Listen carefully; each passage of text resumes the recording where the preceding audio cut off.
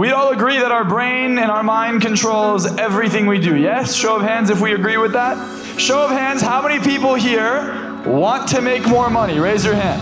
What I want to do is I want to show you guys how to change your mindset in the shortest amount of time. Well, imagine walking into a room with venture capitalists, or you want an investor for your company, and at the end of the meeting, they are willing to write you a check much higher than they initially even promised for a lower amount of equity, and you can guarantee that result every time. I want to show you how to tap into the parts of your mind that usually people cannot tap into. What you feel creates your reality. If I feel bad, I live in a horrible reality. If I feel good, I live in a great reality. Here's the catch. Every one of you already has a winning lottery ticket. The question is, are you willing to cash it in? Are you willing to do whatever it takes to go cash in the lottery ticket you have?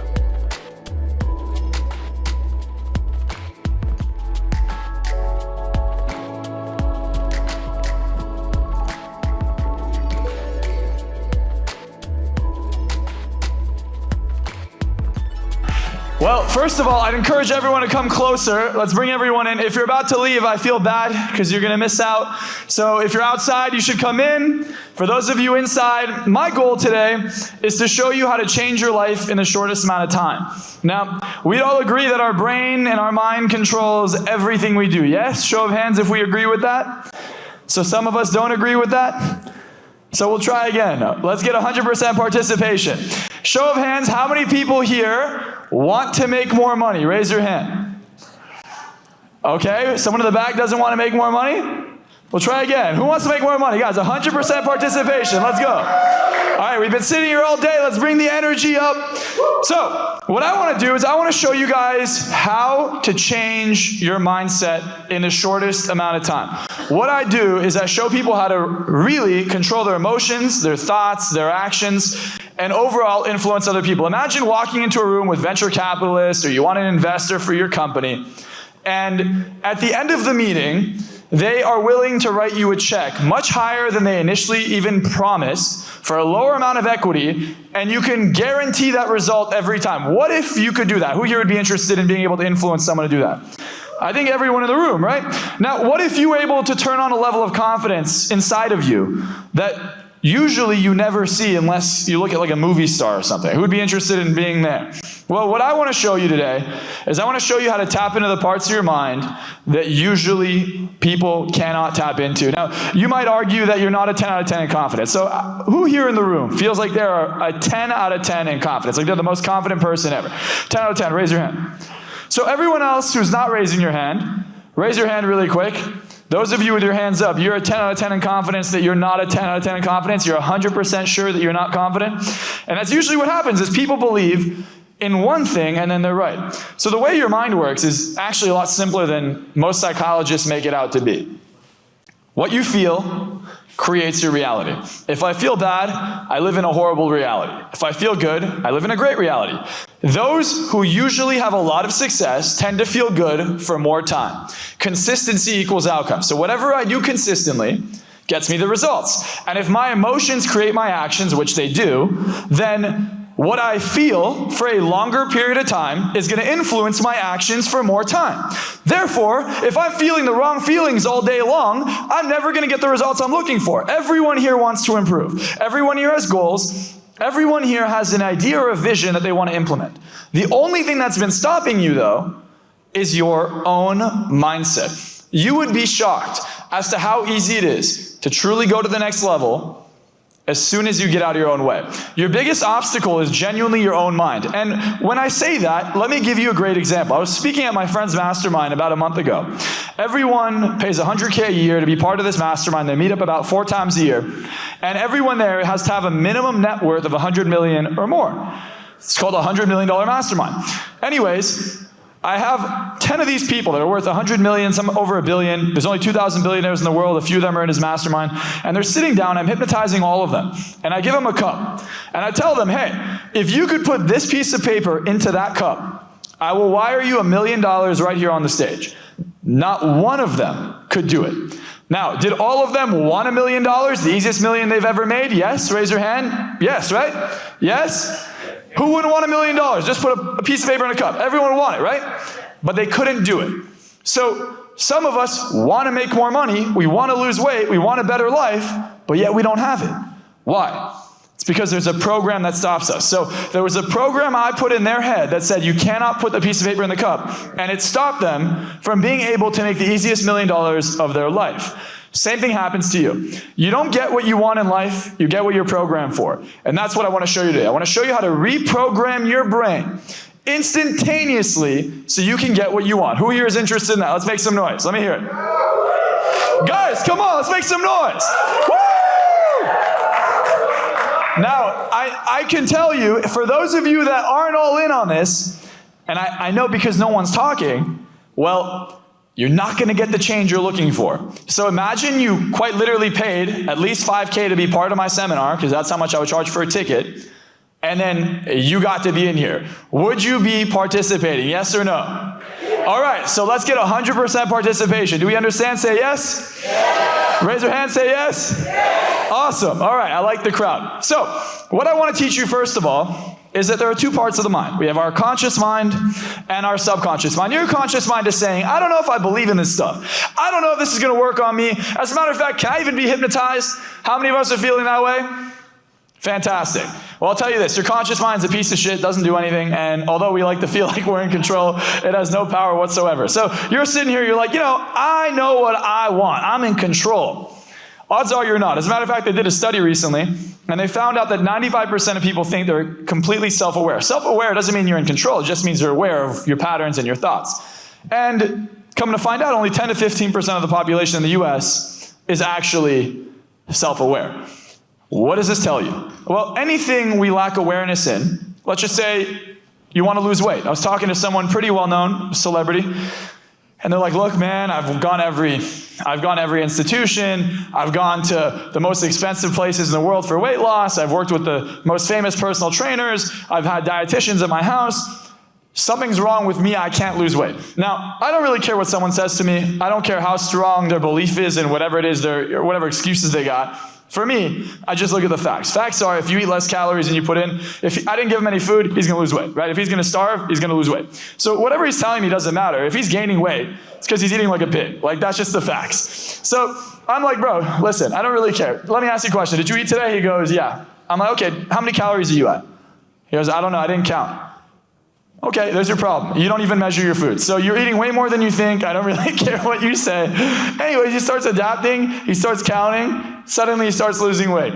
Oh my God, problem solved. Same thing happens in business, right? It's all about, I got to make more money than I spend. And I want to make a lot more, right? Well, you're in a business, you're losing money, and this is a problem. A lot of startups, they don't make their own money. They go get money from a venture capitalist. They haven't quite figured out how to be profitable.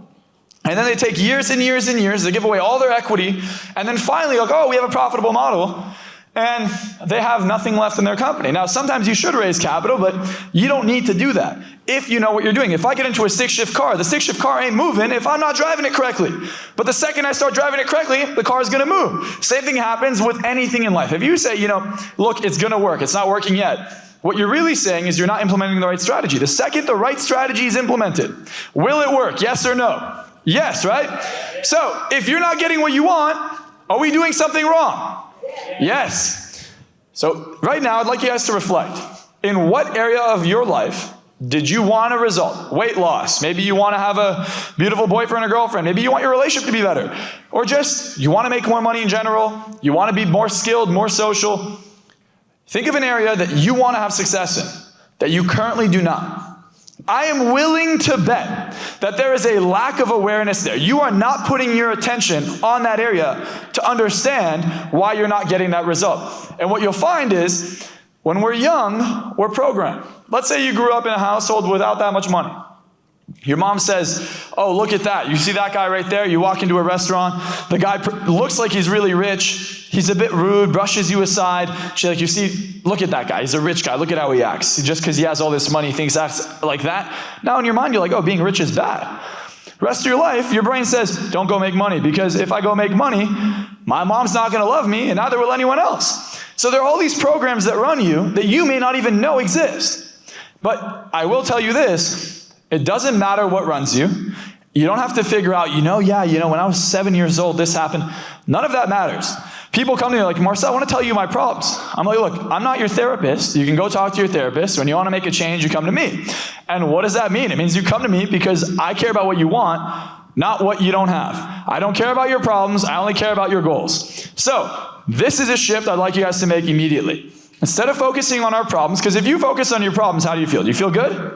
Who feels good focusing on problems? Raise your hand. No one.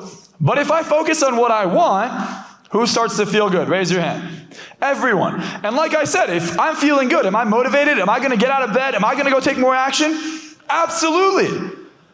But you cannot do that if you're focused on your problems. So suddenly we get into a downward spiral. I hear so many people say, hey, in 2008, my parents lost it all.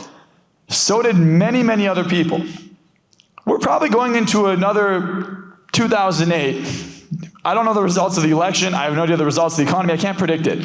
But I can tell you, credit card debts are all-time high. People are defaulting on their credit cards. They're defaulting on their loans. They're defaulting on their car payments. Inflation's a lot higher than it was. These numbers are apparent. And whether you think the economy is good or not, we can all feel that things are more expensive. It's just how it is. So if it continues this way, odds are there'll probably be a crash of some sort. And therefore, banks are they're going to make it harder for you to get money. It's going to be harder to get money from investors. It's just going to be harder to run your business. Your clients are maybe not going to be able to afford it as easily. You're going to have to work things out, be more creative.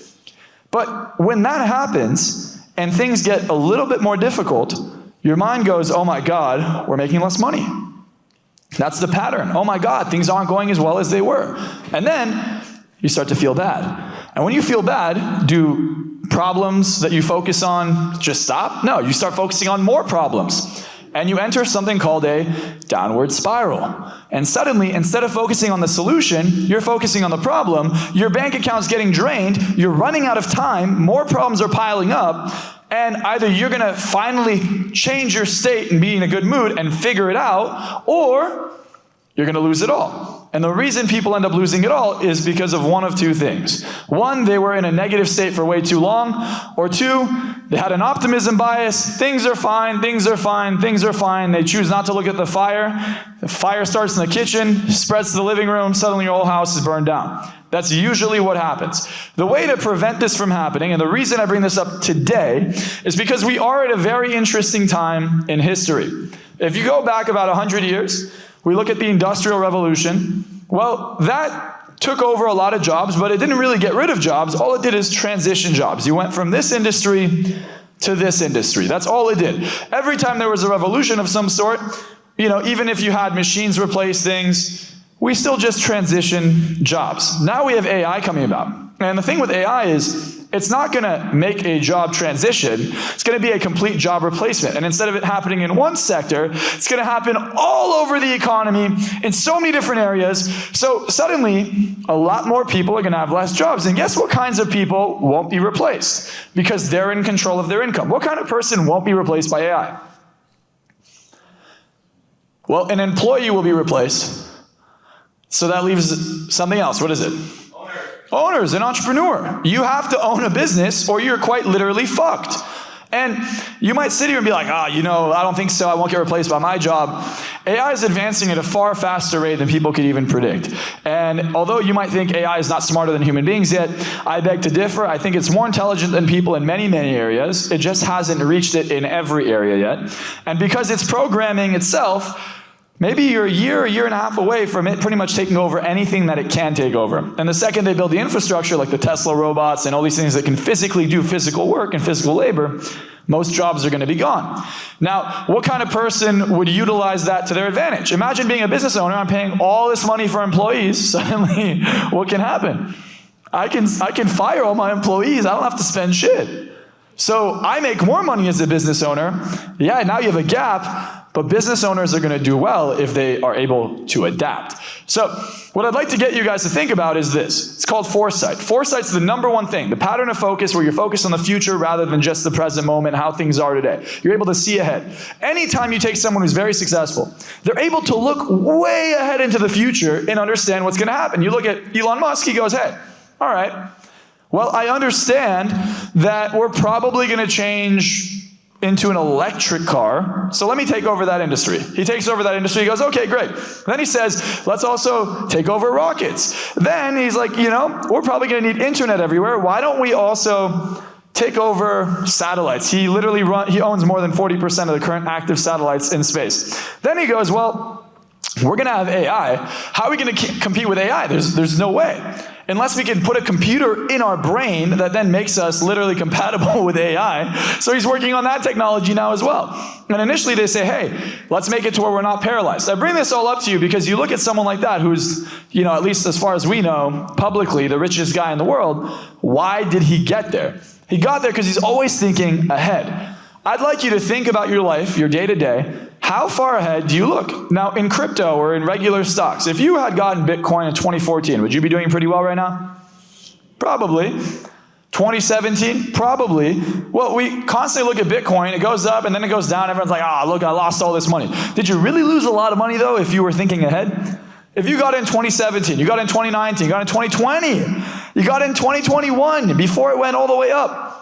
Did you really lose any money? If you get in right now, did you really lose any money if you think about it in the long term? Well, we don't know, but chances are you probably made a lot of money. It's been the best investment over the last decade conservatively. It's literally been the top #1 investment over the last decade. Anyone who gets into it, though, was able to see the vision. They're able to see ahead. Same thing happens in entrepreneurship and as a leader. You have to be able to look forward to stop anything that's going to hold you back. Now, what stops someone from looking forward? Well, you only have so much mental capital, right? It's this bandwidth. How much can I process mentally? Most of people's mental capital is spent on fear-based thoughts. Negative thinking about what's going to happen. It's also based off of things that completely don't matter, like what does someone else think about me, insecurities. So instead of having clarity and using your entire mental power to focus on what you want, you focus on nothing that matters, focus on the day-to-day, you're kind of on autopilot, and then you just find that your life doesn't really significantly change. So the first thing we're going to do now is we're going to think about a goal. Not just a goal that we want in 30 days or 60 days, but what goal do we want to have happen in a year, 5 years, 10 years? I'll share one of mine. My goal in the next year is to have a stadium with over 10,000 people. My own personal seminar with over 10,000 people. That's my goal in the next 365 days. That's an immediate goal. A more long-term goal might be, hey, I've already retired my parents. I've already made the money I wanted to make. I'm 26 years old. But what else do I want? And for me, the biggest thing I want is to make a massive impact. So my long-term vision is how can I get so well known that I can make a massive impact on the world and show people how to control their thoughts and emotions and really empower everyone to be able to achieve success at a level they never thought possible. The average person thinks that it's nice to have a six-figure salary. Truth is, it's not. A six-figure salary, even if you saved every dollar, is not going to be there for you if you didn't have work for a couple years. It's not enough. And after taxes, it's really not much. Even if you have a multiple six-figure salary, it's not enough. Even $1 million a year, some of you might be thinking, this guy's crazy. $1 million a year, I'd be able to live perfect. If you're projecting your current standards, maybe. The second you increase your standards and you want to have a really high quality of life, you have to make tens of millions of dollars a year. And that sounds so absurd, and you guys might disagree with me, but I promise you, it's easier to make 10 million, 20 million, 30 million a year than it is to only make 100,000, 200,000, a million, because you're a lot more volatile with less money. When you have more money to play with, you're not going out of business tomorrow. Oh, things aren't working out. I have enough money to keep me afloat. I have enough money to find a solution. I can. Money just buys you time. So the biggest thing here is how do I make the most in the shortest amount of time? Well, first things first, we got to create a goal. Short-term and long-term. Why do we need a long-term goal? This is probably the most important thing that I'm going to teach you. Your mind changes how you feel in the present moment based on what it sees happening in the future. So if in the future I see something bad happening, am I going to feel good right now? No. If you knew you got into a car, but that car is getting into a car accident, you don't know when, but you know for a fact you're getting into a horrible car accident in that car, would you ever get in the car? No, you're not getting in that car. Well, that's how most people do business. They don't even want to start. It's like, why would I start a business, or why would I do well in my business or push it to the next level if I know it's not going to do well? And that puts you in a positive state or a negative state. A negative state. So imagine I gave you all a lottery ticket, but it's the losing ticket. Who here is getting up to cash it in? No one. But if you knew for a fact it was the winning lottery ticket, what would you do? Who would cash it in? Every single one of you. Here's the catch. Every one of you already has a winning lottery ticket. The question is, are you willing to cash it in? Are you willing to do whatever it takes to go cash in the lottery ticket you have?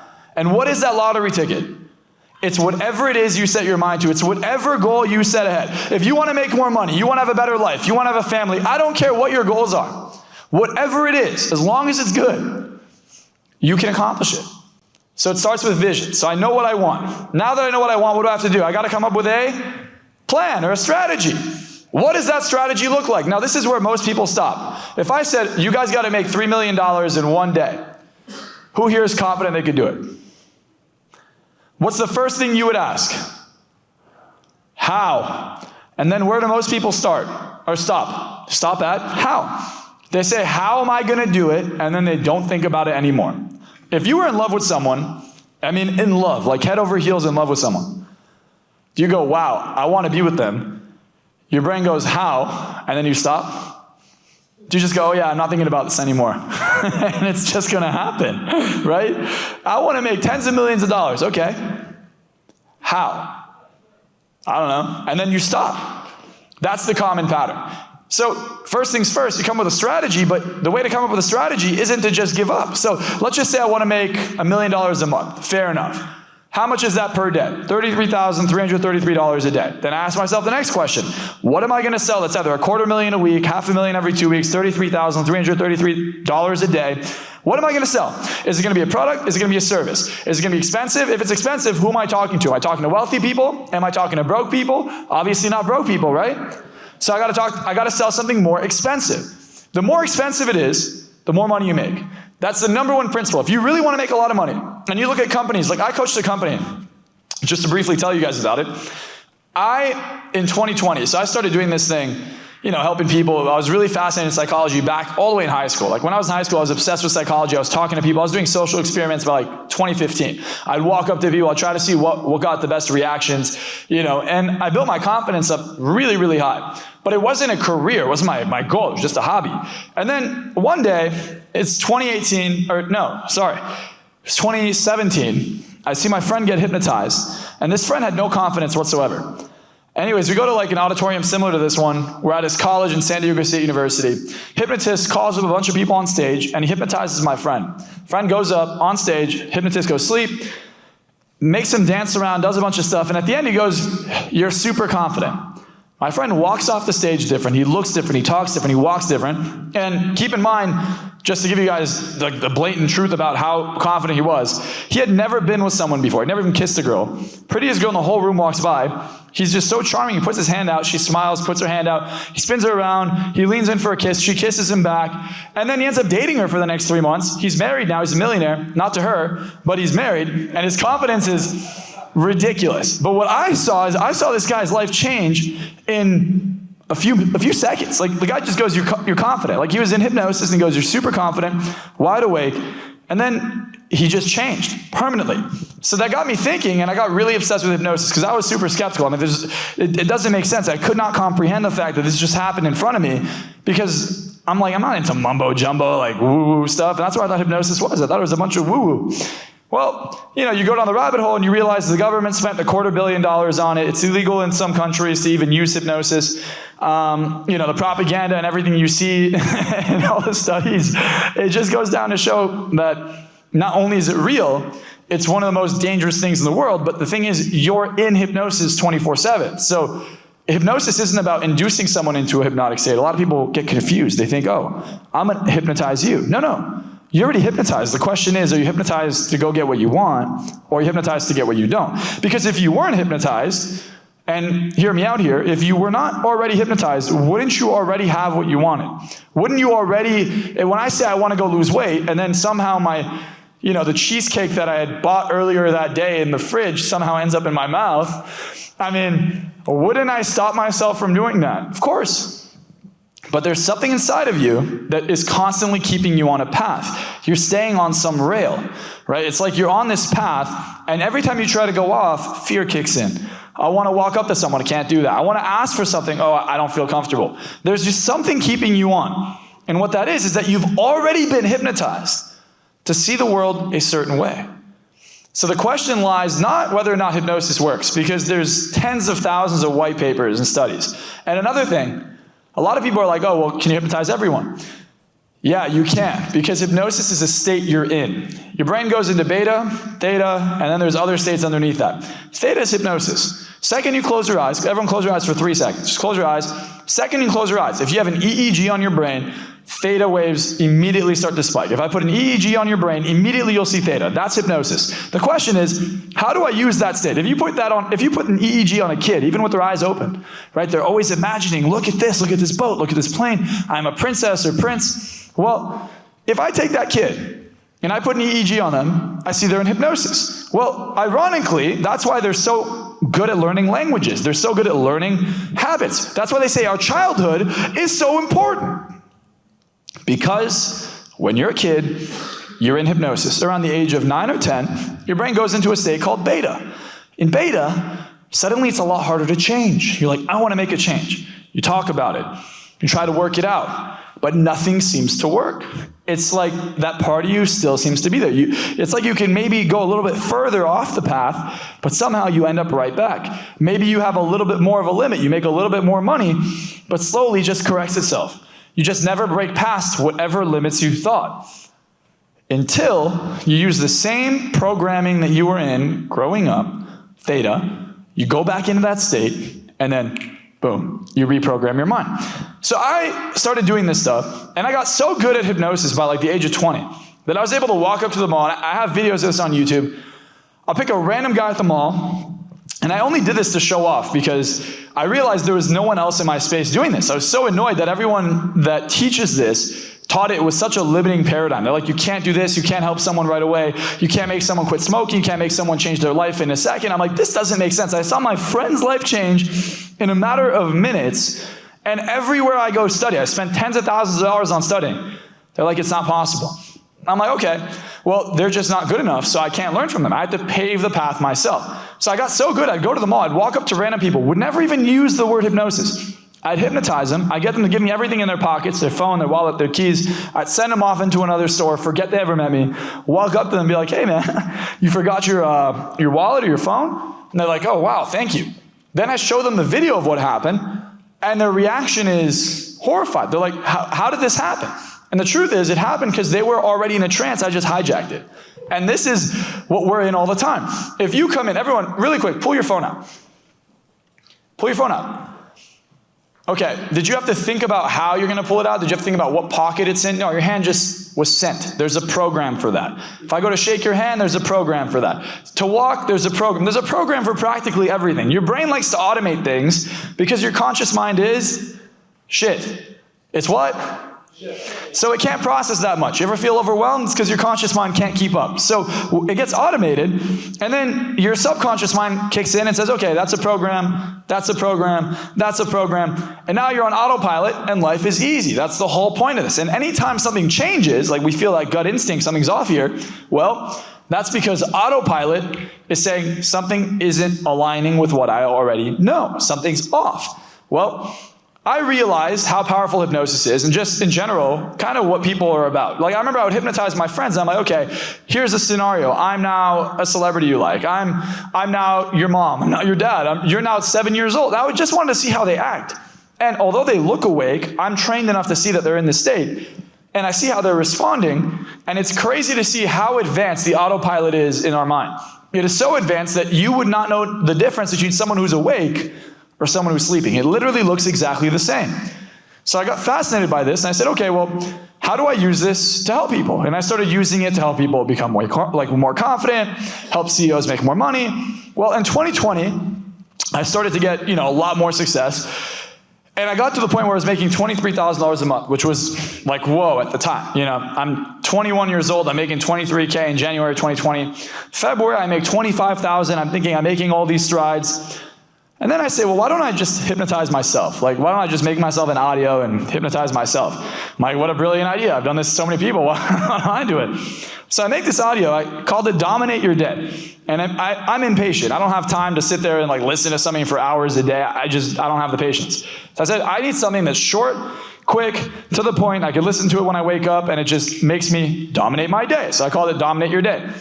Anyways, I listened to this thing, and by September of that year, I was already doing almost $300,000 a month. And it just continued to go up. Well, in December, I ended up getting a one-on-one client of mine, and their company was worth $30,000. I mean, $30 million, sorry. And that's December of 2020. 10 months go by, and their company is evaluated over $1 billion. Now they're a multi-billion dollar company. It's a tech company, and they were using AI early on. And pretty much what their AI does is, instead of having salespeople go negotiate things and move things around, I can't say too much about the company, but instead of having a salesperson or, whatever they call it, account executive, AE, go do it, they got an AI to do it for them. And this AI could process like 100,000 conversations every day on its own. And it started to make deals on its own. Anyways, the CEO starts listening to this audio in December. It took him 10 years to get to a $30 million company. It took him less than 10 months to get to over $1 billion company. Now, I'm like, well, what else can I use this for? Anyways, I used to charge a lot of money for it, but I know a lot of you here are gonna want something to go home with. So I decided I'm gonna give you guys this audio for free. So if we can put up the slide real quick, I'd like to give everyone a gift, and the gift is literally I'm gonna give you, but it's not done. So I'm gonna give you Dominate Your Day, which is this audio that I invented, which is really awesome. You literally listen to it 9 minutes a day. Second thing I'm gonna give you is a bunch of programs that other people paid quite a bit of money for and no one else has access to. So I took a little bit from other programs that I have. I charge a lot of money, like literally to work with me it's pretty expensive. And I'm gonna give it to you for free as well. So all you gotta do is follow me on Instagram. Go back. Yeah, there you go. Follow me on Instagram. That's my Instagram. You DM me the word 100M, 100 million or whatever, and we're gonna send you access to those programs. So that we're just gonna do in the meantime. That way you guys have something to walk away from pretty quickly here, just because I want you guys to have this. And I'll tell you this, maybe you're going through something tough right now, maybe you're not, but if you go into this with the mentality of, anything's possible, and I truly believe anything is possible if you set your mind to it, it's really not that hard. A lot of the things that we think is super difficult, it's really just us holding ourselves back. And what you'll find is the difference between someone who's really made it at the highest level and someone who's just kind of scraping by is two things. One, it's their pattern of focus, what they're looking at, what they choose to pay attention to in their day-to-day. And two, it's how they choose to feel. If you could just feel a little bit better every day, you will get the result. I don't know if anyone knows people like this. I remember I was in Las Vegas. I flew out to go meet a client of mine. Guy is super rich. So here's his motivation. 8 months prior to working with me, his girlfriend cheats on him, leaves him, he's broke. He gets into crypto, starts doing, trading Ethereum, a bunch of other stuff, does DeFi, ends up making so much money, he doesn't know what to do with himself. I meet him, I fly into Vegas, I'm at the MGM, I'm like, okay, I just got here, where you at? He goes, I'm at the high roller table, playing blackjack. I walk in there, and there's $3 million in chips. And I know it's $3 million because he told me how much it was later. And you just see a $25,000 chip, $50,000 chip, or 25, just stacks like this. And he's just throwing it in there. 15 minutes go by, he just blows all his money, loses, doesn't make anything, just plays idiotically, throws it all away. By the time we got to Hakkasan, which is a restaurant/club inside of the MGM in Vegas, he had already made it back. And when I saw him make that, and at this point I was already charging $1 million to work with people, so I'd do $1 million in a day, right? Like I close someone, and I was already making quite a bit of money. I was thinking to myself, like, there's obviously levels to this game. And this guy is so loaded that he had bought an 80-foot yacht, and by the time the yacht arrived, it wasn't big enough, and he had already bought a bigger yacht, and he gave that yacht to one of his friends. And when I see this mentality, I was asking him, like, how hard is it for you to make money? He's like, what do you mean? Making money is easy. I just go do this, and this, and I make as much as I want. And I could tell you the pattern of focus he had was what's happening in the future, what trades do I need to make today? And everything he did almost seemed scary. Like when he explained to me when he's making a trade, he's like, yeah, I'm going to put $2 million on 10x leverage right here. And I'm thinking to myself, I'm like, I wouldn't make that because it just seems like he's going to lose it all. But somehow his unconscious mind, he just hardwired his mind to go make this money, was able to pinpoint the patterns and realize that was a bottom, and he just rides it all the way to the top. And he's so accurate, he's so good at this, that he just is, to this day, he's just super loaded. Like another one of my clients' name's Alex. Month one, He had 40,000 a month. Month 2, he was doing $1 million a month. By month 9, he was doing $2 million a month, and he's still doing $2 million a month now. And he's doing it, when he was working with me in 2021 doing $2 million a month, he was doing it, but it wasn't on a reoccurring basis. Now it is. So you might be sitting there asking, okay, well, how do they do it? Great question. You need 3 things to make a lot of money. You need a good product or service that people want. You need great marketing, and you need great sales. Those are the 3 things you need. You need a good offer, you need to be able to market the offer, you need to be able to close the offer. Now, if you have a really high ticket offer, which means it's very, very expensive, like let's say a SaaS company selling, I don't know, an annual subscription of $300,000 or $500,000 for a software. Well, if you do that, guess what? You're gonna crush. You're gonna be like, okay, hey, I only need to close 10 people a year and I'm at a $3 million a year, revenue company. Well, what if you close 10 people a month? What if you scale it up? It's not that hard. But when you charge less, let's say you're charging $50 for something, you gotta be really good at marketing. You have to be so damn good at marketing, as a matter of fact, because the amount of volume you're gonna need is insane. So a lot of people, because they project their current mindset, they go, hey, I'm not making that much, so people aren't gonna spend that much. They go, well, why don't I sell something for $50 or $100? The problem is, when you sell something for $50 or $100, you have to sell a lot more of it to make the same thing. Don't look at it in terms of how much money it is. Look at it in terms of how many sales do I have to make. Less sales, more money. My goal is not to continuously charge a shit ton of people. My goal is to charge less people for more money, and that's how you make more money. A really good quote that helped me out early in my career was, it takes the same amount of time and energy to solve a rich person's problem as it does to solve a poor person's problem. So let's come back to this idea here, thinking ahead. What am I supposed to think ahead on? Well, if I knew that I was gonna make millions and millions of dollars every month, what needs to change with me? I call this effective action. So most of the time, people do something called ineffective action. They do work that gets them nowhere. I define effective action as an action that gets me an immediate result, whether it's closing a big deal, hiring a key player in my company, or doing something that immediately makes a massive result, or in the long run will make a massive result. That's effective action. Ineffective action, working on your logo, working on your website, just simple stuff that you just don't need to do. Who here does, I'll give you an example. How you do one thing is how you do everything. So for me, this translates to every area of my life. Who here does laundry? I don't. Who cleans? I don't. Who cooks? I don't. I pay someone to do that. Because for me, I view the world through the lens of time. If you look at the world and you say, okay, oh yeah, I don't want to get Uber Eats because that's $50 more expensive. Great. If you had 2 minutes left to live, how much are you paying if you had the money for maybe an extra minute? How much are you paying for every minute? Infinity, infinite amount. So instead of valuing the time when you don't have it, I'm gonna value my time right now. Would we agree? Yeah. So I don't care about spending money, I care about spending time. What can save me time? That's the first thing you do to become more effective. The second thing you do is you go, what's the result I'm looking for? How do I get that big result in a shorter amount of time? So how do I make $1 million a month, but instead of making it in a month, I make it in a week? How do I make it in a day? How do I make it in one transaction? Okay, now I'm thinking different. It requires you to think bigger.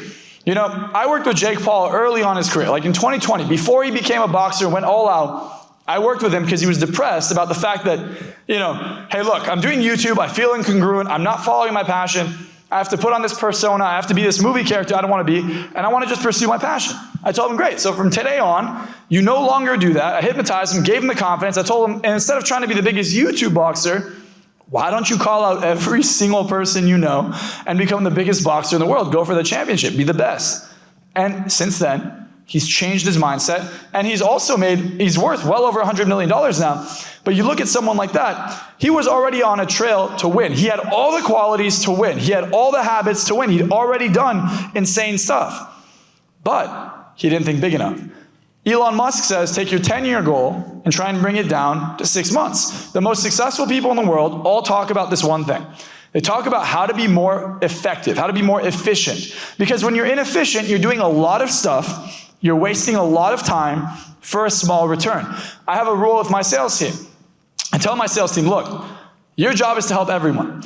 If the person on the phone just cannot afford it, doesn't have a lot of money, here are the things you give them for free. Help them out, invite them, give them the assets, but don't spend more than 5 or 10 minutes with the person because you're wasting your time. You're wasting the company's time and you're wasting your own time. You're gonna spend 2 hours on the phone with them, you're gonna miss 3 more appointments, and you're not gonna make any money for me or for you. It's not intelligent.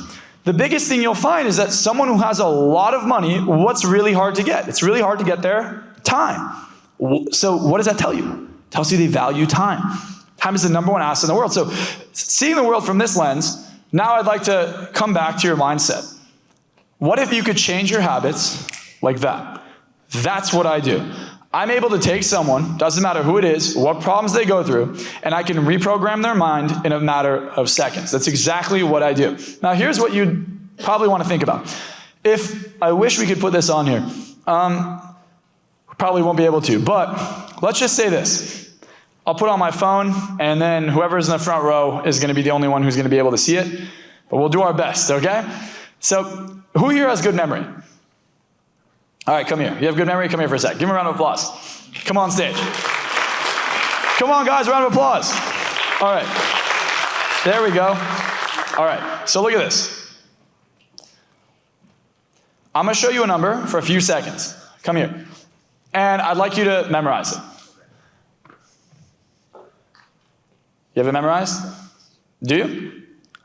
2333. I saw 53. I think it's 56. That's where I got. But you're close. It was good though. It's 23, 33, 43, 53, 63, 73, 83, 93. You have it memorized? I do. Does everyone here have it memorized? Yes. What changed? Did the number change? But your pattern of focus changed, right? The way you saw it. Give him a round of applause. Thank you, by the way. Yes. So what really happened here is he changed the way he looked at it. Imagine looking at making more money, but you look at it the wrong way. You're memorizing the number 1 at a time. Things are easy when you look at them correctly. You think Elon Musk looks at making $1 million and says that's hard? He made $203 million on average every day last year. People go buy a Powerball ticket in hopes of winning that, thinking that that amount of money will change their life. He made it every day last year. That's his earnings last year, $203 million a day. You look at his pattern of focus, compare it to your own pattern of focus, even if you're already doing really well, and see where there's alignment or misalignment. The idea is when you're looking at something and you say it's not easy, it's because you're looking at it through the wrong lens. If you look at Arnold Schwarzenegger was pretty impressive when he was bodybuilding, correct? Right? He won Mr. Olympia. In an interview, they asked him, hey, how do you feel when you're in the gym? He's like, it literally feels like I'm having an orgasm. Like when I get a pump in the gym, I feel like I'm having an orgasm. If you thought going to the gym was having an orgasm, would you end up looking like Mr. Olympia? Probably. But if you go, oh, the gym, I'm so tired. I'm not in the mood. This feels horrible. You're not going to the gym. You're going to be a fat ass. And the point is if you change your programming, you become whatever it is that's aligned with that. Some people go, it's really easy. Like someone who's got a six-pack, they'll go eat maybe a slice of pizza and be like, oh, this makes me nauseous. Someone else goes, let me have another box, right? It's just a very different way of looking at the world. Now, what changes or controls the way you look at the world? Your programming. What's been programmed into you? I always say, if you're programmed for success, nothing you can do will stop it. Success is inevitable. But if you're not programmed for it, it's impossible. So in any area, whatever you want to achieve, if you're not programmed for it, it'll never happen. So really quick, how much do you guys want to make? Is anyone here making already over a couple million a month in their company? Okay. Is anyone here trying to make at least $1 million a month? No one? Okay, is anyone here trying to make $1 million a year? Who here is trying to really go big? Who wants to stay small then? Who wants to participate? Okay, we'll do this again. Who wants to make at least $1 million a month? Fantastic. So I think everyone here is on that page. Now, who's already making that? Okay, solid. So when you look at your income and you say, I want to make more, most of the time we would think that an 8-figure company is probably, if you're making 8 figures and you met someone like, yeah, I make $1 million a month in my pocket, what would you think? You'd be like, damn, they're pretty fucking rich, right? All my friends make fun of me. They're like, dude, this guy doesn't make shit. They're like talking to me about buying $250 million yachts. I'm like, where do I come in? There's nothing I could do. Like, I'm just happy if they invite me, right? And the mindset is, how do I go bigger? How do I think as big as possible? If your goal is to make 10 million a month and you end up making $500,000 a month, good job. But the same strategy that, let's say I want to make $1 million a year versus $1 million a month. $1 million a year is $2,800 a day about, all right? If I go in there to make $2,800 a day, it's a very, very different strategy than to make $33,000 a day. I'm going to sell something at a different price. I'm going to talk to a different audience. I'm going to have a different niche. I'm going to have a different strategy. I'm going to hire different people. That's the mindset. And guess what? Your margins are way higher when you charge more money. It doesn't cost that much more to acquire a client at $33,000 a day than it does to acquire a client at $2,800 a day. It's almost identical. You're going to spend the same money on ads, on marketing, unless you have a massive following already. You're going to spend the same amount of money. You're going to try and build it up, and then you're just going to have tighter margins. It's going to be way harder to run, way harder to grow. So it's always important to think bigger. If you shoot for the moon, right, you'll probably land on the fucking moon. And the idea here is, how do I think bigger and what's stopping me? Well, here's what's stopping you. Confidence. Confidence is another word for, the feeling is belief, but it's another word for what I believe. Like I mean, the feeling is comfort, but it's belief. Like, I believe this is reality. I don't believe this is possible. It's, how am I going to do it? What do I know? You don't have to know that much. You got to have a good offer. You got to get good at marketing, and then you got to get good at sales. Now, if you're not good at marketing, what can you do? You can hire someone who's good at marketing. How do you know they're good at marketing? They've done it before. Exactly. That's all you got to do. I don't care how good they are at selling you. Most marketers are better salespeople than they are marketers. And it will cost you millions of dollars and maybe even throw your company underwater. So if you're hiring a good marketer, what do? I go look at who they've worked with, and I literally get on the phone with the people they've worked with, and I ask questions that I need, like, not regular, oh, did you like them? Were they great? No, I want to know what's up. Like, okay, great. How much did you spend to make this amount of money? Okay, what's the cost per lead? Like, what was your CPM? Like, I want to know as much details as possible, and I even want their permission. I will pay them for permission to see if I can see the data. Like, let me see behind the curtain. Because if I'm hiring someone that's going to be literally the front line of my company, I want to hire the best person. Now, what about sales? How do you hire a salesperson? They've done it. It's the same thing. They've done it before. And how much do they have sold? Like, if you're trying to sell something for $33,000 a month, and I hire a salesperson, like, I want a salary, I'm not hiring that salesperson. That guy is not good. I'm like, look, you either get commission or salary. I test every single salesperson I ever hire. I'm like, do you want commission or do you want a salary? And they go, I want a salary, not hiring. Why? Because it means they're not confident that they're going to crush. If they're confident they're going to crush, they're going to come in and they're going to want commission. I only want commission-based closers because I know they're going to be all in. Now, guess what else happens? You have to have a good product. Can't just go get money hungry, make all this money, and then, oh, life is good. Now, here's a quick tip. What will make it easier to make money? The offer. If the offer is so irresistible, you'll make unlimited amounts of money. Problem people have is they have an offer like, look, I'm going to charge $200,000, and you get a flower on top of a pen. And people go, I don't know why my business isn't working. Or it's just something so ridiculous and so absurd that no one cares about. If you do something and you're like, this is the best priced thing in the market, it solves a lot of problems, everyone's going to want to do it. All you got to do is whatever you pick, you got to be the best at it. And if you're the best at it, you could quite literally charge how much? Anything you want. If you're the best, you could charge anything you want. If I'm the best car wash guy in the world, I can charge whatever I want. If I'm the best barber in the world, I can charge whatever I want. But you got to be the best. So whatever you're the best in, you can charge whatever you want. You know, when you go look at a fancy watch, all right? I don't really care about watches. This one's sentimental. What is it? I think Patek just came out with a new watch. Anyone see the new Patek watches? It's like a square, a cube. Yeah, it looks so bad. Ferrari, okay? I love Ferrari. I love McLaren. I love Porsche. I'm a car collector. Ferrari calls me like, hey, we have an allocation for you for the new F80. I'm like, I look at it. I'm like, I don't want it. I don't want this car. It's ugly, right? At the end of the day, that's like a $2.6 million car. Like, do you want it?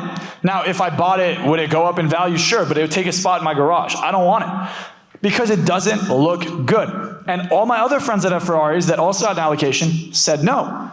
because they didn't appeal to the audience that buys it. They appeal to, I don't know what they appeal to be honest with you. The whole point is, you should know who you're selling to before you sell to them. You should know who you're trying to sell to before you even come up with an offer. Solve a rich person's problem. What's the biggest rich person problem I solve? Time. I like, oh, your mind's not where it needs to be? I got you. Here you go. Oh, you've been to a therapist for 30 years, you have PTSD, you have relationship problems, your confidence is low, you're not losing weight. I could literally hypnotize someone to go to the gym even if they don't want to go to the gym. I can hypnotize someone to go be productive even if they're not productive. You want to wake up at 5 a.m.? Bam, you wake up at 5 a.m. You want to be confident as hell? Bam, you're confident as hell. So that's one thing I do. The second thing I do is I teach people how to influence others. How do you walk into a room, like I said with investors, and how do you get them to want to invest in you? What can you do? You learn how to control other people's emotions and their pattern of focus. There are ways through language, through body language, through gestures, right? It's called triggers. You could set things up to where you walk into a room and you've done the research. Here's a piece of advice. Anyone befriend on LinkedIn an investor before? Well, you go on LinkedIn, you befriend your investor friend, okay? I have a meeting. You're my investor friend. Now, I know I have him on LinkedIn. I'm going through his LinkedIn. I'm looking at his words. What language does he use? What pronouns? Okay, he's using pronouns such as we, us. He's talking about a team. Guess what I'm doing in my presentation? We, us. Adjectives he uses. Great, fantastic. I'm going to memorize all of this. Instantly, I'm going to have rapport with him. Instantly. I'm going to go in there, I'm going to use words he likes, he's going to like me. I'm going to understand how he thinks before I even go there. I'm going to understand projects he's invested in and then try and understand why he invested in them. So by the time I go and talk to him, I'm prepared. He doesn't know, he's not as prepared as I am.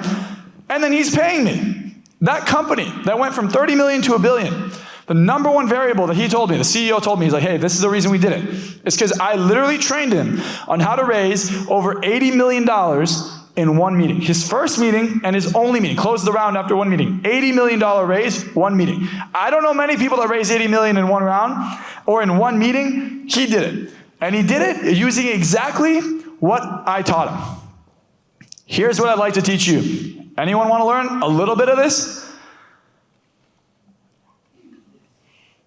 Can I influence you to raise your hand? Okay, there we go. Okay.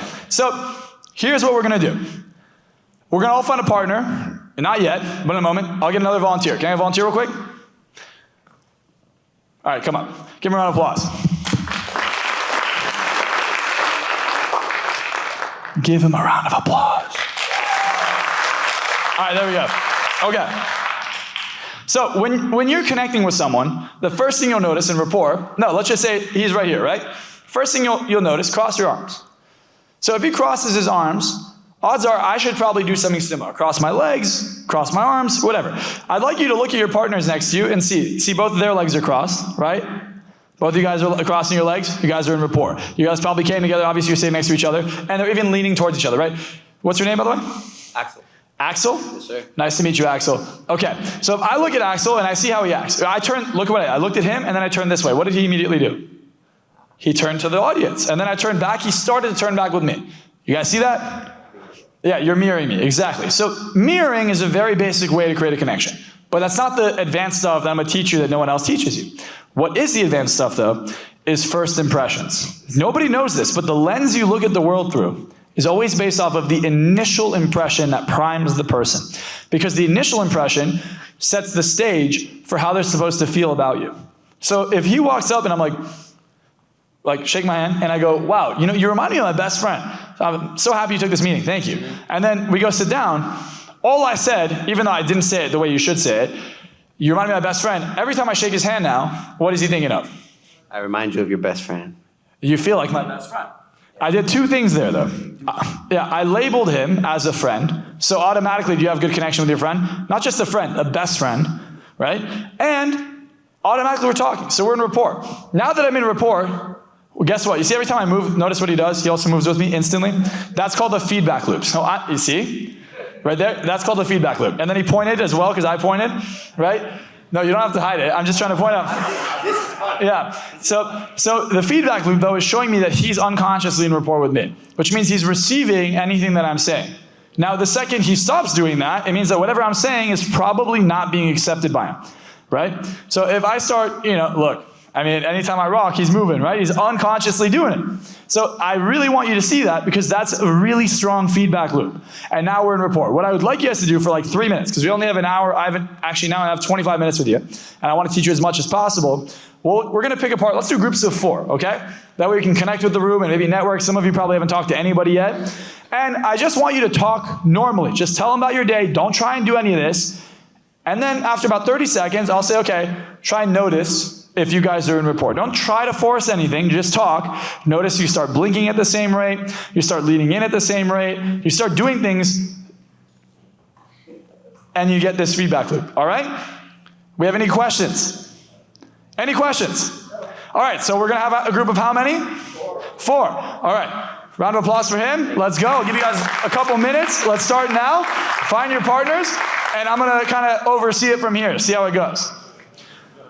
If you guys have questions, I'm also right here. Look, you both nodded. He nodded, you nodded immediately right after. I just want you to see that. Yeah. You see, hey, both of you just opened your hands. You saw that?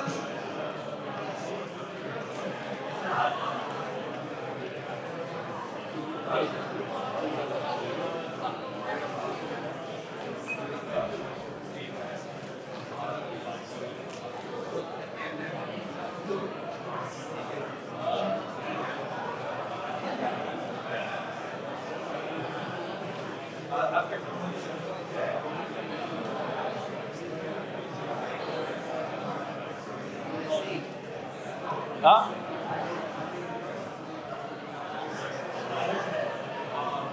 All right, start observing their body language.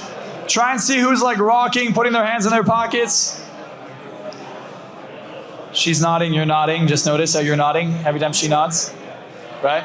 Here's another really cool one. You could like go like that, and then if they do it back, immediate rapport. Like, it's called an eyebrow flash. Like, oh, hey, how's it going? Hey. How you feeling? Yeah, thank you. Anytime, man. Welcome. All right, guys. All right, normally I'd give you guys more time, but we're so low on time, I figured we'll keep going. Shh, have a seat. Have a seat.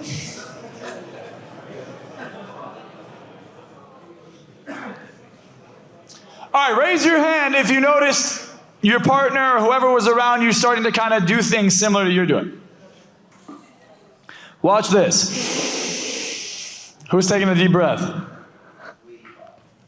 Now, if you're at a restaurant, I'll give you a great example. This is something I used to do as a test, and I think you guys should try this out.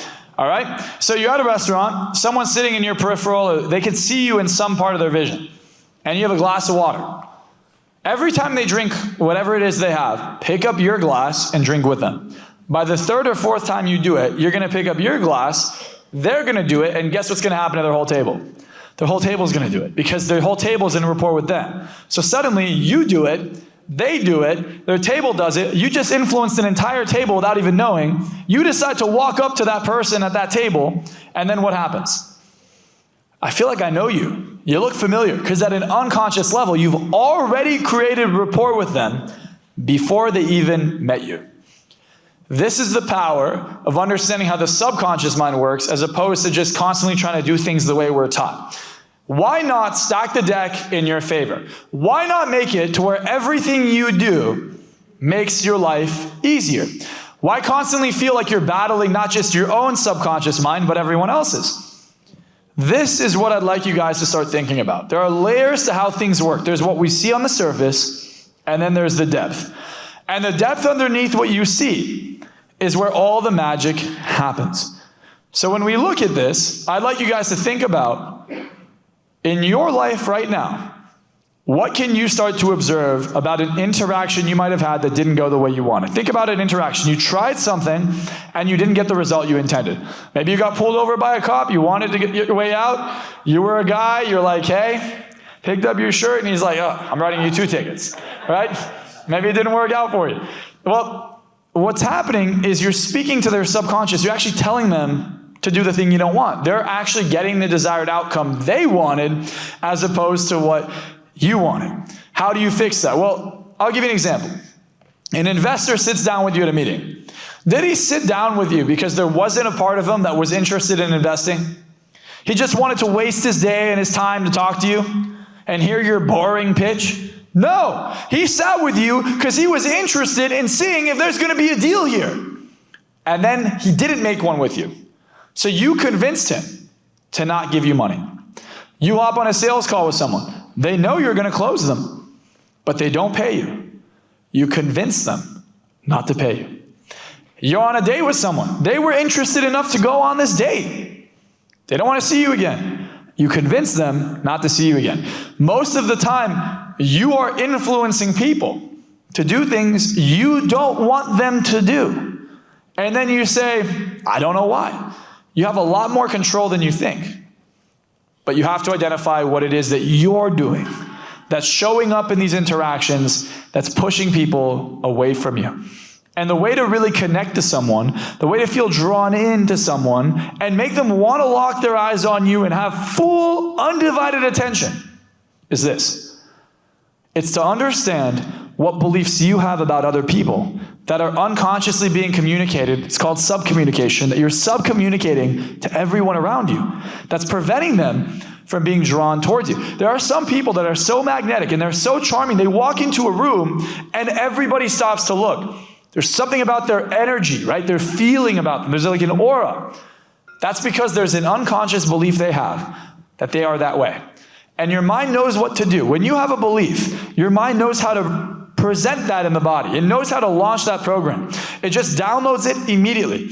I have taken people without any confidence whatsoever, no public speaking experience whatsoever, biggest fear is to speak on stage. I call them up, I hypnotize them, and in that moment, they become me. And they're just as charismatic, they're speaking, they're articulate, they're sharp, they're fast, unhinged, extreme confidence. And then I say, now you're wide awake, but you keep this confidence, and it's permanent. How many of us feel like if they were able to tap into that part of their mind that was truly unlimited, like you could just tap in, you would automatically not just be more attractive to other people, but you would have a little bit more going for you?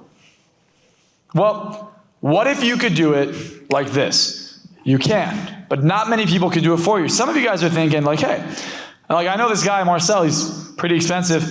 Charges $1 million to work with someone one-on-one, which I'm not selling here, so don't worry about it.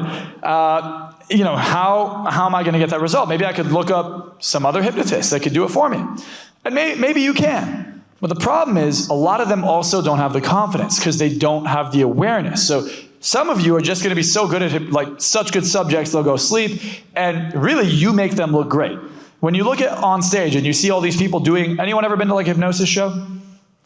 Okay, well, if you go to a hypnosis show and you see all these people dancing, doing funny things, it's not really the hypnotist. It's usually the people he picked. He picked the best people. So those people have such a great response. But what happens if you have someone who's more analytical, who's more in their head, who's kind of skeptical, who's usually not used to letting go?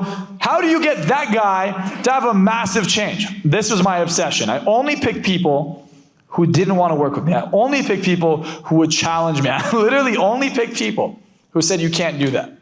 And here's what I found. I used to kind of use my confidence and like just brute force to prove to them that I could.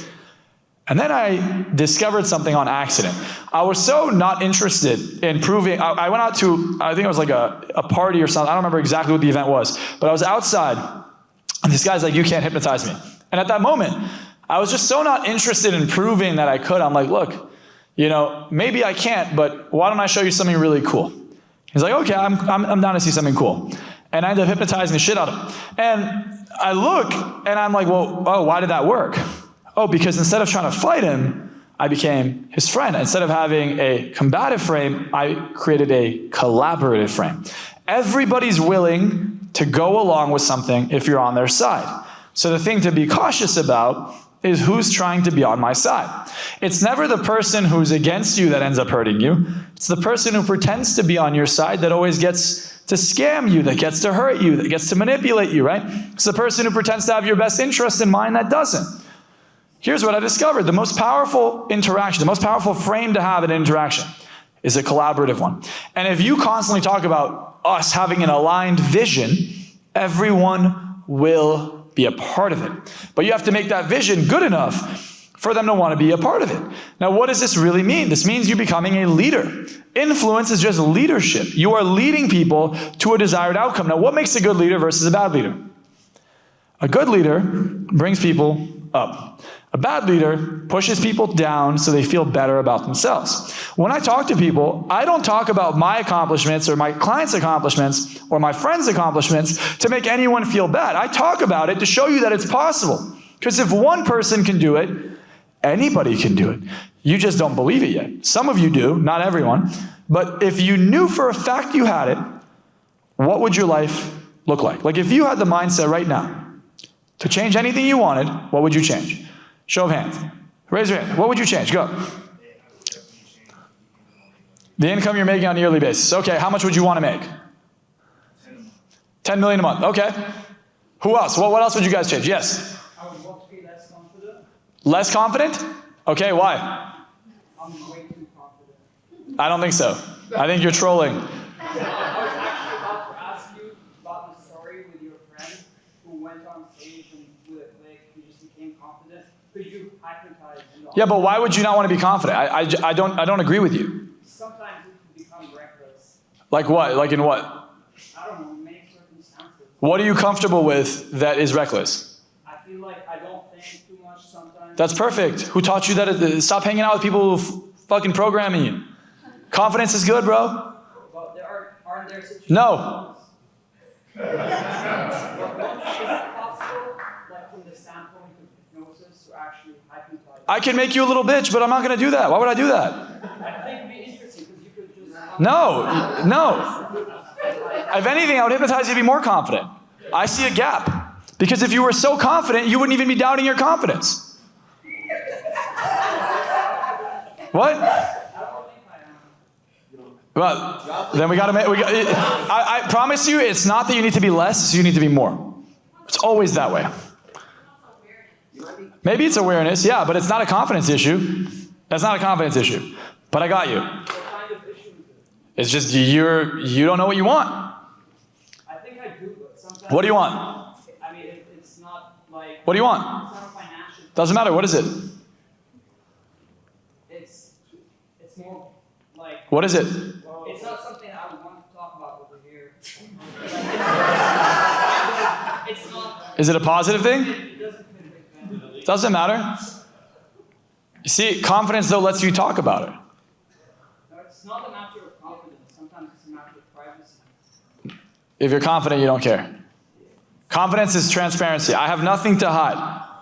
I see what you're saying, but you're looking at it the wrong way. You have a blind spot. Your blind spot is you think you're super confident when in fact it's not. So you're thinking you have to lower your confidence, but it's not. You're missing it. We'll talk about it outside. Who else? Yes. My love life. Okay, you want to have like a boyfriend or a husband or a girlfriend? A husband. Okay. When? And why do you feel you haven't had a husband? Haven't met the right guy, or you just push him away or something? You bite them? Yeah, I push him away. How do you push him away? I feel like I picked the wrong guy. Probably. Yeah, it makes sense. You probably picked the guy that doesn't want you. Yeah, so what are you scared of? I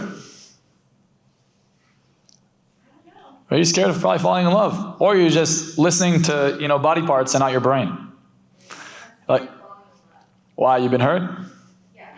Okay, so what kind of guy hurts you then? The guy who's unavailable or the guy who's available?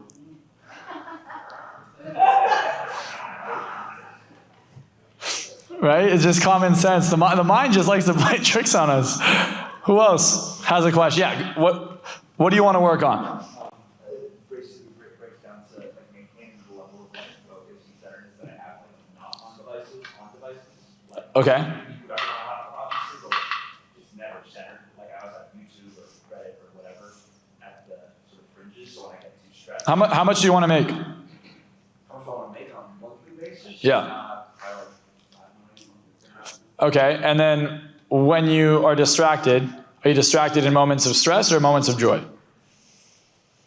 The edges of both, I would say. Okay, so what's the middle look like? Like just So just casual. casually.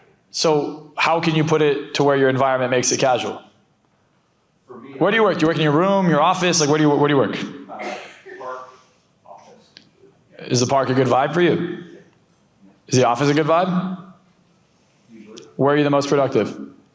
What time of the day are you the most productive? I bet you most sales happen before 11 a.m. because your glucose levels are low. The second your glucose levels go up, you're less likely to buy. It's like when you go to the grocery store and you're hungry, how much do you buy?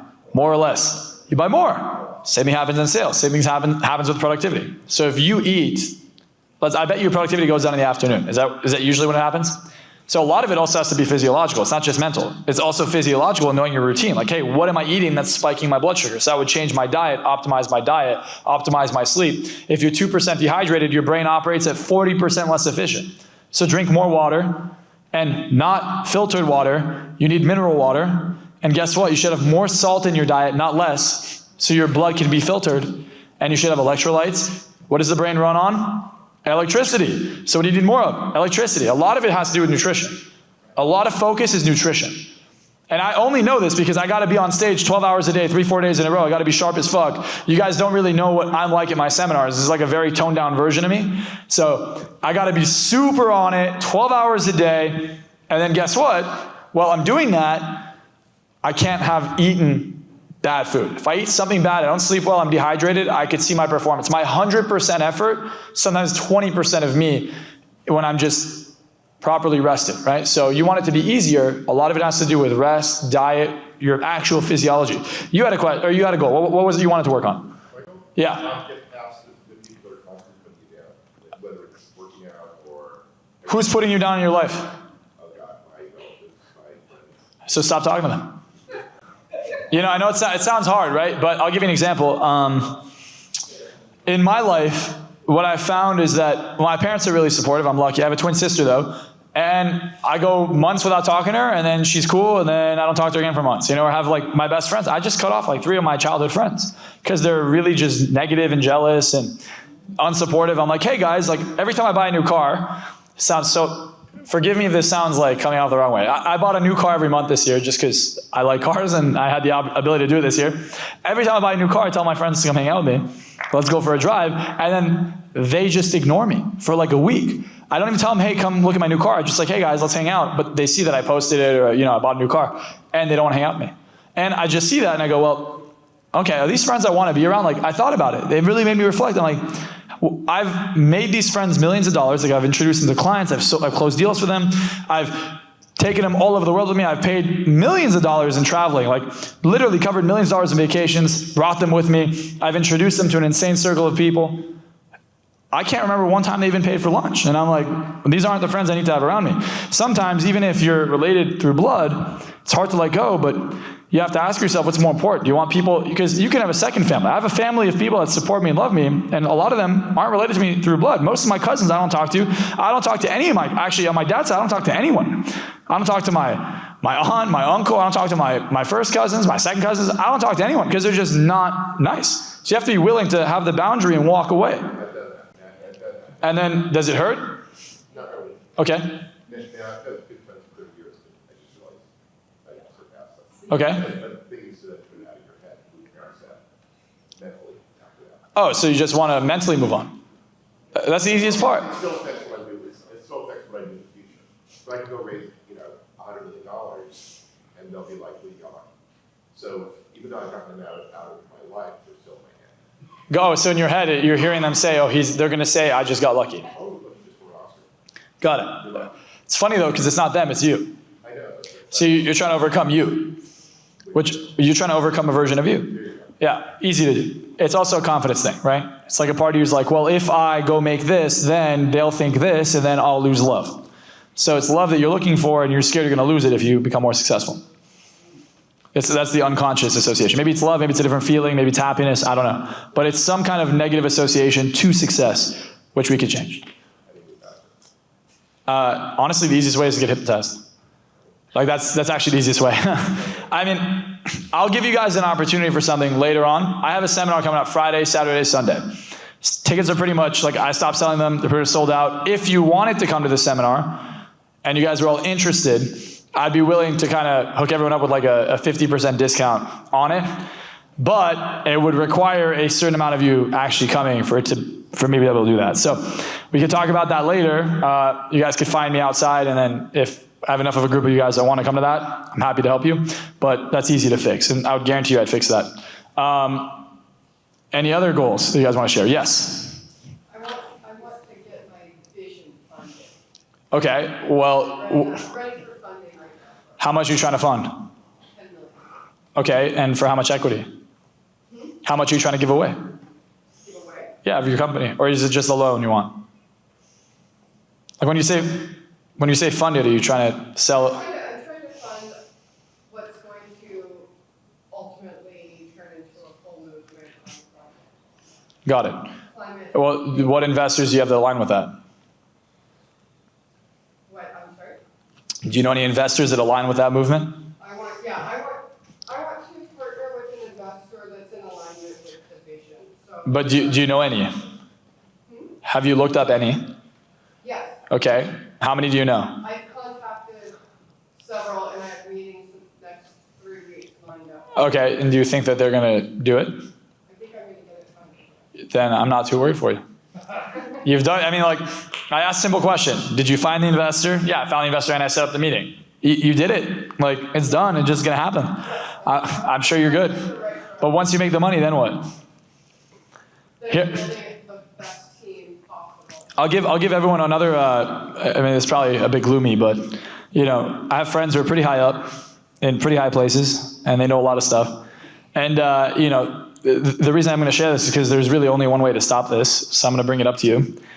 They think that within a year or 2 years, we're pretty much all going to be fucked, we're all going to die, and we're all going to be killed because of AI. So the way to fix it, as gloomy as that sounds, is the more people that know about it, the more we can kind of make some noise, and then there could be some restrictions. So if anybody here knows people that maybe are higher up, have some connections, I think a really positive thing we could all do so we could actually achieve our long-term goals would be to maybe, you know, impede the progress that AI is having. As cool as AI is, it's also going to kill us. So, you know, we got to chill. And you'd be surprised as to how easily it could do it. Like it could do it far easier than you think.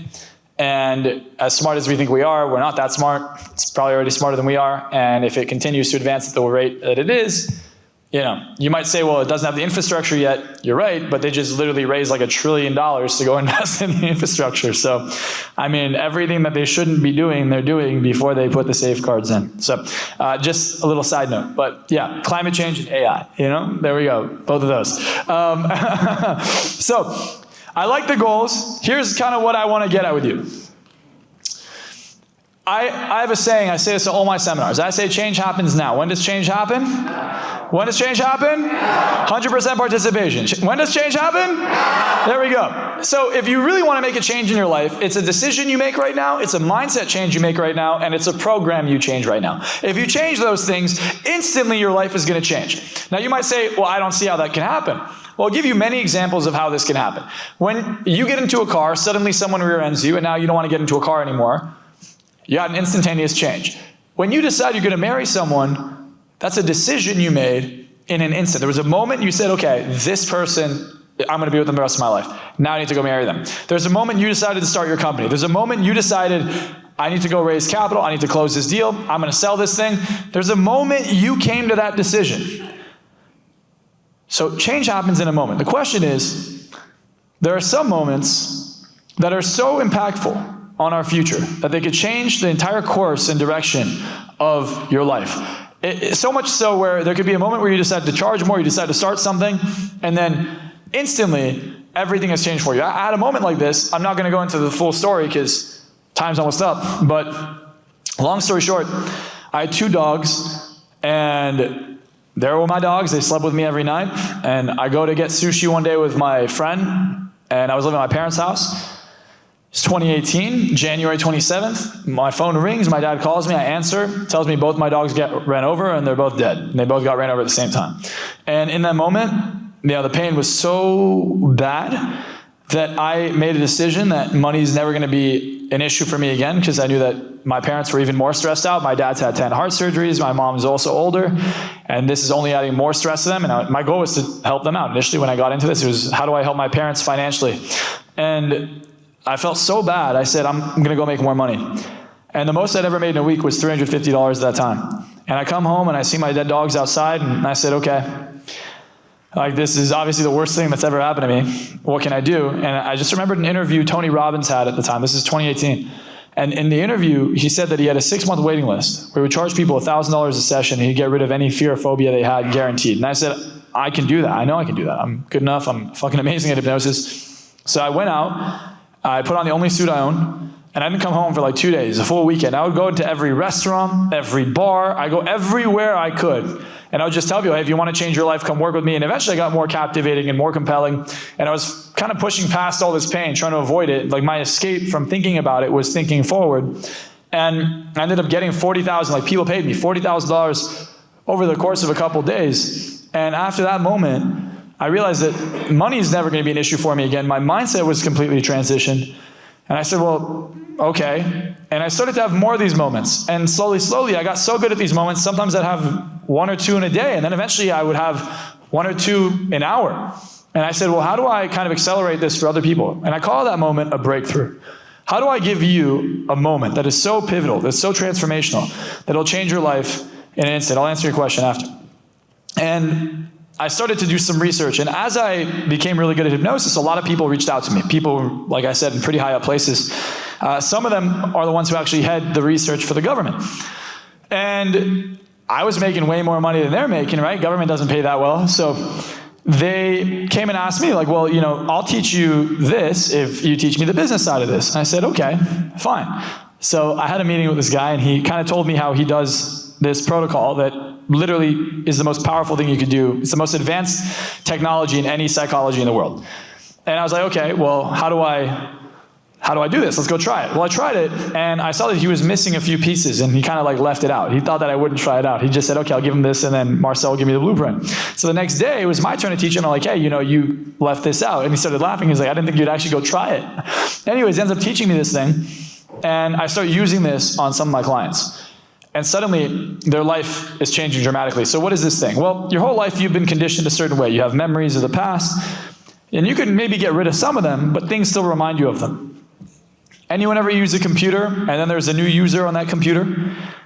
Well, that new user, although it's on the same hard drive, it can't access any of the files or the photos or anything. So this process pretty much creates a brand new identity, completely new, unrelated to you. In 2 days, I'll create a new identity. You program the identity to pretty much do whatever you want. Be whatever you want, act however you want. It has no prior experience, no prior emotion, no prior limiting beliefs, nothing. And in that new identity, you then program it to be extremely confident, whatever you need, and you merge it with your current identity. And it gets rid of anything in the way of its programming. And now you are an enhanced version of you. It's like going to the supermarket, and on the shelves is the mindset of your dreams. You literally got to build it. I'm the only person in the world who has this, and it sells out every time I do it. So here's the catch. Some people do this, and it's not as easy as it seems. Like there's a month of preparation, actually a month and a half of preparation. You got to come into this fasted. After day 1, you're not allowed to talk at all, because the part of the brain that we're trying to, change, pretty much, it takes 6 to 8 months to create a new neural pathway. If you do this thing, suddenly any trauma that you go through instantly makes a change. Like if I go through some kind of trauma, instantly there's a change in my brain. Well, I use that exact principle to have an instant transformation in your brain, like a new neural pathway form. So it's not easy. You go through some kind of trauma through the event. You cannot talk after day 1 because you want as much electricity in the brain to go to that part that we built. And then pretty much after 2 days, it's cool. And then the recovery process also highlights everything that you have going on. So if you're a bit depressed, you're a bit sad, you're a bit not okay, it's going to highlight all of that, make it worse. But it's also going to highlight your good stuff. So in other words, I mean, it really is amazing. But after a month or 2, it is unbelievable. And this event is so crazy that the last time I did it, 2 people made $1 million the next day. Like they'd never done it before, and they both made $1 million next day. I have testimonials all over. It sounds like I'm throwing things up. So last thing I'll do is I'll put up this slide here, the next slide. If you're interested in coming to Mental Millionaire, It's in February. Now, here's the thing. It's 10K. There's only 30 spots. I only do it twice a year. This is a deposit for $1,000. If you're interested in talking to me, I have to interview you because I want to make sure that you're mentally fit to actually do this. And I have to personally interview anyone who actually goes to do this. But you fill this out. You put the deposit, and then I will speak to you sometime this week. You can just put it on the calendar. If it's at a time I can't do, we'll move it around. And pretty much, you get to come to Mental Millionaire. Now, for anyone who is interested in coming to the seminar I'm doing this weekend, it's called Limitless Wealth. It's all about how to literally scale up your company, your business. If I get at least 10 of you that want to come, I'll give you guys 50% off on that. So I want to say thank you for having me on this stage. Thank you guys for listening to me. And I appreciate your time. If you haven't followed me on Instagram, make sure you do. And give yourselves a round of applause.